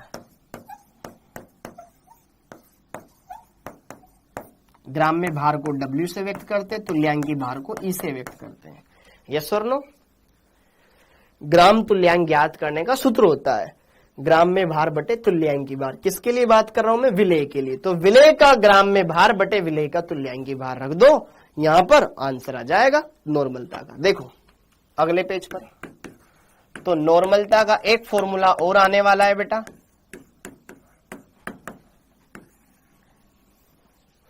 विलेय का ग्राम में भार, विलेय का ग्राम में भार बटे विलेय का तुल्यांकी भार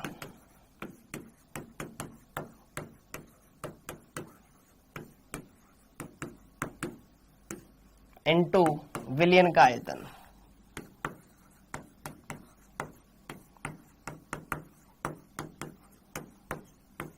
किसमें? लीटर में। ये फॉर्मूला है। तो अब इसको मैं शॉर्ट एंड स्वीट कर देता हूं।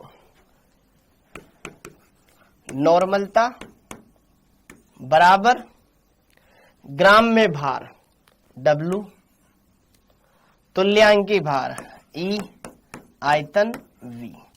तो नॉर्मलता बराबर W upon E into V। W क्या है? भार। E क्या है? तुल्यांकी भार। V क्या है? आयतन लीटर में। ध्यान रखें, ठीक है। तो ये फॉर्मूला आ गया। अब सर तुल्यांकी भार ज्ञात कैसे करते हैं? तो तुल्यांकी भार ज्ञात करने के लिए मैंने मोल कॉन्सेप्ट वाले चैप्टर में तुम्हें बताया है कि तुल्यांकी भार कैसे ज्ञात करते हैं, जहां E बराबर E होता है तुम्हारा तुल्यांकी भार, तुल्यांकी भार। और तुल्यांकी भार ज्ञात करने का सिंपल सा फॉर्मूला होता है बेटा, क्या? अणुभार बटे एन कारक। अणुभार बटे एन कारक, इंग्लिश में बोलते हैं इसको एन फैक्टर। एन कारक। ये तो इसकी हेल्प से आप तुल्यांकी भार ज्ञात कर सकते हो। तुल्यांकी भार को यहां रखोगे, सोल्व करोगे, आंसर दिखने लगेगा। ये है नॉर्मलता। नॉर्मलता के बारे में ये चीजें समझ में आ रही है क्या? ये चीजें और ये तुल्यांकी भार। अब इस पर कुछ क्वेश्चन लगा लेते हैं, अच्छा सा क्वेश्चन कर लेते हैं, ठीक है, क्योंकि टाइम बहुत ज्यादा लग जाता है। एक क्वेश्चन मैं करवाता हूं आपको, फिर एक आपको दूंगा, ठीक है? 2 क्वेश्चन कर लेते हैं। हो गया इतना? ओके, अब एक क्वेश्चन कर लेते हैं, ठीक है जी। सोल्व कर लेते हैं इसको, टाइम तो वैसे लग ही जाता है इसमें यार, ठीक है। 49 ग्राम H2SO4 ये मेरे को दे रखा है। 49 ग्राम H2SO4 का 250 ml विलयन की नॉर्मलता होगी,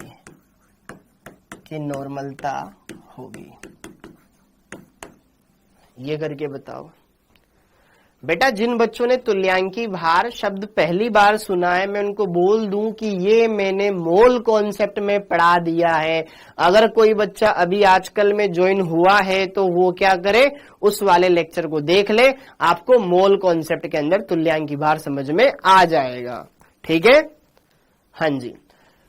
49 ग्राम H2SO4 का 250 ml मैंने लिया है, इसकी नॉर्मलता मुझे बतानी है, नॉर्मलता कितनी होगी। तो जरा देखो ध्यान से, इस क्वेश्चन को सोल्व करना है।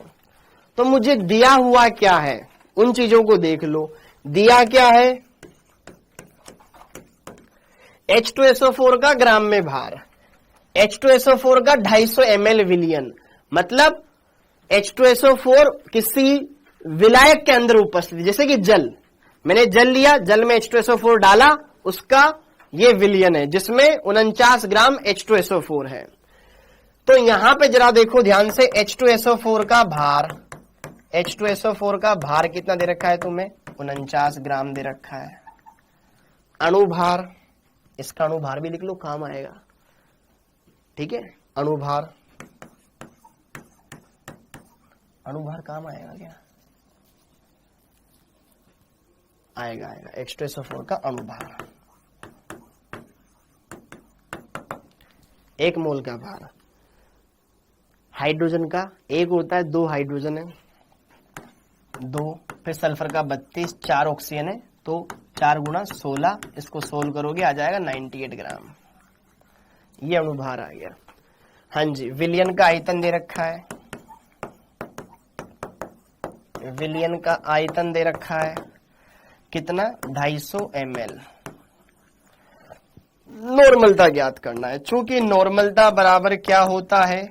विलय का ग्राम में भार बटे में उसका तुल्यांकी भार गुणा विलयन का आयतन लीटर में। तो वैल्यू पुट कर दो, हाँ या ना? अब इसमें W मुझे पता है, ये W, ठीक है? आयतन पता है, ये V। नॉर्मलता में निकाल लूंगा, बस मुझे E पता चल जाए, E क्या होता है? तुल्यांकी भार। किसके लिए ज्ञात करना है? विलय। विलय कौन है? H2SO4। H2SO4 के लिए तुल्यांकी भार ज्ञात करना होगा। अब वो साइड वाला प्रोसेस साइड में कर ले क्या? साइड में कर ले क्या यहां पे तुल्यांकी भार के लिए? जरा देखो, थोड़ा सा मैं आगे बढ़ाता हूं, कोई बात नहीं। W को W रहने दो। E तुल्यांकी भार ज्ञात करने का सूत्र। तुल्यांकी भार कैसे ज्ञात करते हैं? अणुभार बटे N कारक। अणुभार बटे N कारक। अरे मुझे पता है बहुत सौ को आता है, मुझे भी आता है बेटा, बस थोड़ा सा वेट कर लो। मैं चाहता हूं हर एक बच्चा सही तरीके से समझ सके चीजों को।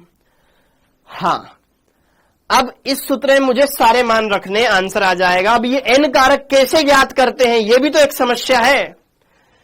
तो बेटा जरा ध्यान से देखो, N कारक, H2SO4 मेरा क्या है? एक अम्ल है, और अम्लों के लिए N कारक क्या होता है? वो कितने H+ देता है, H+ आयनों की संख्या। किसी अम्ल के लिए N कारक क्या होता है? H+ आयनों की संख्या। अम्ल के लिए एन कारक क्या होता है? H प्लस आयनों की संख्या।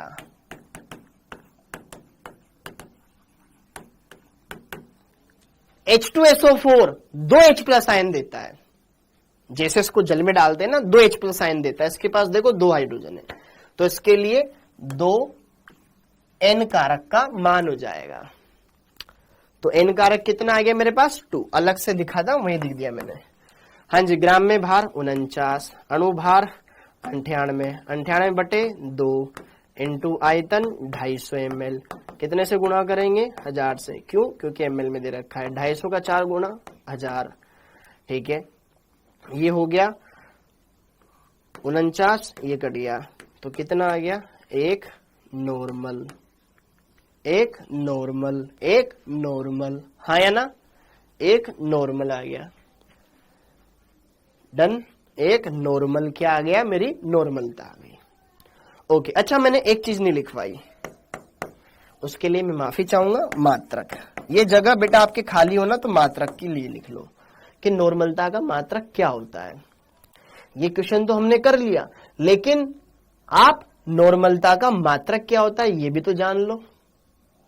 ठीक है, नॉर्मलता का मात्रक क्या होता है ये भी तो जान लो। तो जरा देखो ध्यान से, ग्राम तुल्यांक और बटे में आयतन। तो ग्राम तुल्यांक, ग्राम इक्विवेलेंट अपोन में आयतन आता है, तो उसका मात्रक होता है बेटा ग्राम तुल्यांक प्रति लीटर। ग्राम तुल्यांक प्रति लीटर इसका मात्रक होता है। जैसे कि मोलरता का मोल पर लीटर, क्योंकि हम विलेय के मोल लेते थे, यहां पर विलेय के ग्राम तुल्यांक लेते हैं, तो ग्राम तुल्यांक पर लीटर। ग्राम तुल्यांक कैसे ज्ञात करते हैं? ग्राम में भार बटे तुल्यांक की भार। ओके, या फिर इसको हम सिंपल एन भी लिख सकते हैं, एन, सिंपल एन भी लिख सकते हैं, जैसे कि यहां लिखा है मैंने 1n। न्यूटन नहीं है ये, न्यूटन नहीं है ये। ठीक है, एन का मतलब है नॉर्मल। नॉर्मल का मतलब वो नहीं कि सामान्य, ये इकाई है, ध्यान रखना। ठीक है, पक्का? डन। ये क्या है? एक एन। एन का मतलब भैया ये नॉर्मलता है, नॉर्मलता की इकाई, नॉर्मलता की इकाई, वरना एक न्यूटन समझ लो। तुम समझ सकते हो, फिजिक्स भी साथ साथ पढ़ रहे हो ना, इसलिए। ओके, तो ये हो गया, हर एक चीज को हमने अच्छे से समझ लिया, क्लियर कर लिया। ओके, अब एक क्वेश्चन आपके लिए। अच्छा, पेज खत्म हो गया क्या यार? हाँ जी, अब इसमें मैं बढ़ा भी नहीं सकता। एक बार मैं आपके कमेंट्स देख लेता हूं।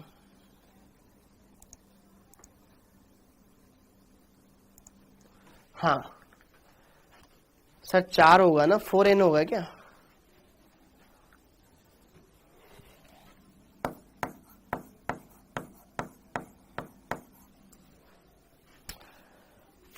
ठीक है, वो 4 वहां पे आ गया। ओके, हाँ जी, 4 ग्राम पर तुल्यांक। ठीक है, कोई बात नहीं। ठीक है, हाँ 4 आएगा बेटा, 4 आएगा, 4 आएगा, 4 आएगा, 4 आएगा, 4 आएगा, 4 आएगा। 20 नहीं आना चाहिए, 4 आएगा यार। 20 काहे आएगा? 20 नहीं आएगा, 4 आएगा। मात्रक वाली स्लाइड दिखा दीजिए बेटा, मात्रक वाली बेटा बहुत पहले दिखा दी है। अच्छा मुझे बताओ, समझ में आया? किसी क्वेश्चन में कोई डाउट है? सर ये बैच 11th वालों के लिए, एक मिनट, किसी बच्चा को 11th वाला है क्या? सर ये बैच 11th वालों के लिए है क्या? ये बैच 11th वालों के लिए नहीं है बेटा, ये बैच 11th वालों के लिए नहीं है, ड्रॉपर्स के लिए है। ओके, अरे चिंता मत करो, चिंता मत करो बेटा, टेंशन ना ले। जो बच्चा ड्रॉपर है ना, टेंशन मत ले बेटा, अभी तो शुरुआत है यार, अभी शुरुआत है, अभी शुरुआत है। सर हम नॉर्मलता क्यों निकालते? अनुराग बेटा, किसी भी विलयन के अंदर विलेय की क्या क्या मात्रा है, तो उसको ज्ञात करने के लिए ये अलग अलग इकाइयां हैं, अलग अलग तरीके हैं जिनसे हम इन चीजों को प्रदर्शित कर सकते हैं। मोलरता हो गई, नॉर्मलता हो गई, इन चीजों को आपको समझना पड़ेगा, और जो कि यहां पर हम इनको समझ पा रहे हैं। ठीक है, फिर हम आगे चल करके ये भी पढ़ेंगे कि जब दो विलयनों को मिक्स किया जाता है, N1V1 बराबर N2V2 कैसे आता है, इन चीजों को आप पढ़ोगे। 18 कहां से आया? कौन सा 18? अब ये देखो, अब मैं बता कैसे नहीं पढ़ाऊं बेटा मैं, धीरे रुक के। अब एक बच्चा पूछ रहा है 18 कहां से आया। अब मुझे बता, मेरे को कितना बुरा लगेगा कि 18 क्यों पूछ रहा है। कहां का 18 भैया? ये 18 जल का अणुभार होता है ना बेटा, जल का अणुभार 18 होता है। ये KI के मोल, खुद के मोल बटे कुल मोल, विलियन में क्या है KI और जल, तो ये स्वयं के मोल, स्वयं का ग्राम में भार बटे अणुभार, स्वयं का ग्राम में भार बटे अणुभार, ये जल का ग्राम में भार बटे जल का अणुभार है। हाँ या ना? तो यार मेहनत करो।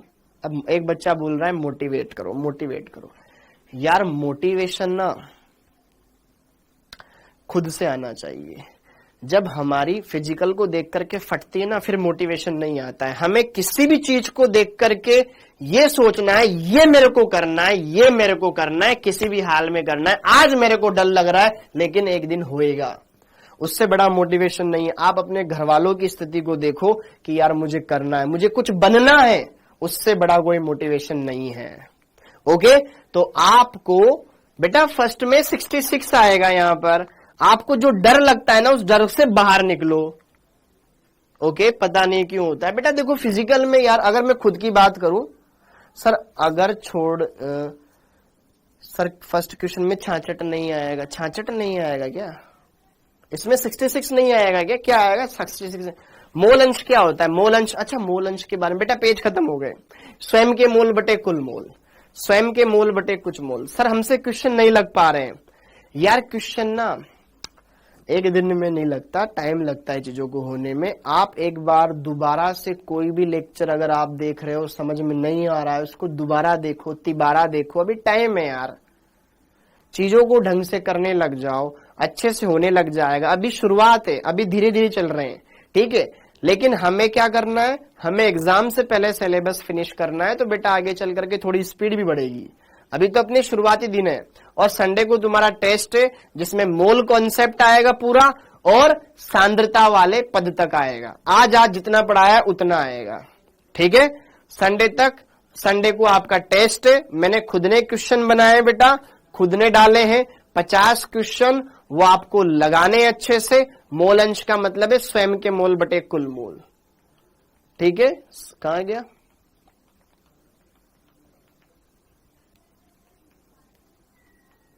स्वयं के मोल बटा कुल मोल।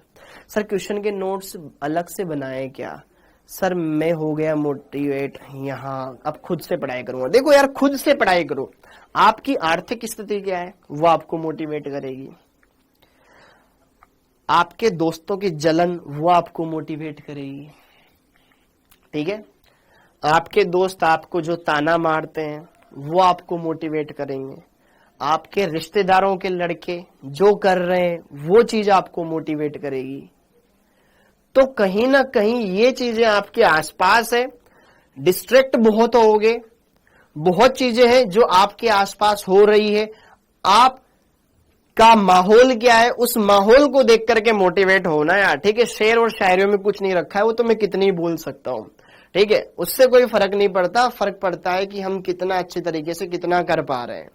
12 के साथ नीट कैसे निकलेगा? निकलेगा बेटा, निकलेगा। और यदि यकीन मानो, अगर एनसीईआरटी का जो सिलेबस घटा है वही सिलेबस नीट का रहना, तो तुम मतलब मजा आ जाएगा तुम्हारे लगभग दिसंबर मिड दिसंबर में सिलेबस खत्म हो जाएगा, अगर एनसीईआरटी वाला सिलेबस ही रहा तो।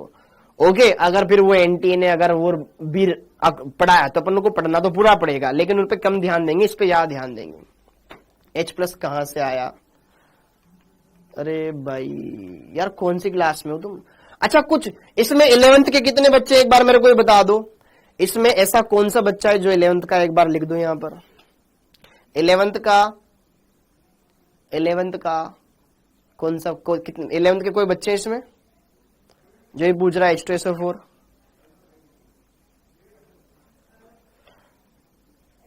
टेस्ट टाइम बेटा सब आपके आ जाएगा सर में। अच्छा, एक 11th का भी है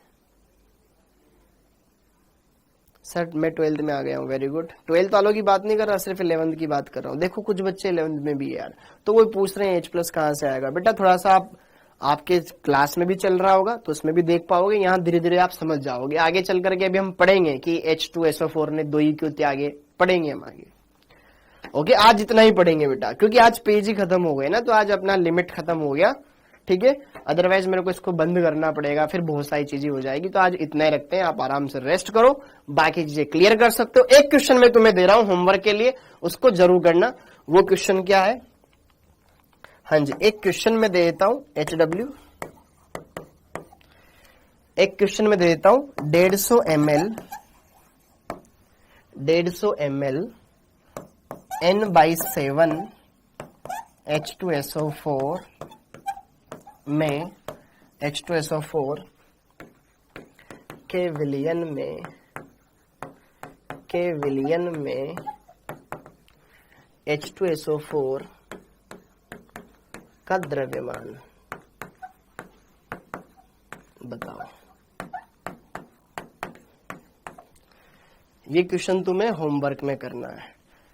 ओके, ये क्वेश्चन तुम्हें होमवर्क में करना है कि 150 ml N/7 H2SO4 के विलयन में H2SO4 का द्रव्यमान बताना है। तो बाय बाय बच्चों, टेक केयर, थैंक यू, जिंदाबाद। जो बच्चे ड्रॉपर है वो आगे से आगे पढ़ते रहे। आप ये ना सोचें कि सर ने जितना पढ़ाया उतना ही हमारे लिए डेली के लिए सफिशिएंट है। अगर आपको लगता है कि मुझे खुद से थोड़ा बहुत और करना चाहिए, सर तो करवाए रहे, आप करते रहो, मैं मना नहीं कर रहा हूं, ठीक है। ओके, क्लियर, इस बात को ध्यान रखना। आप सभी बच्चों का बहुत बहुत धन्यवाद बेटा। जय हिंद, थैंक यू।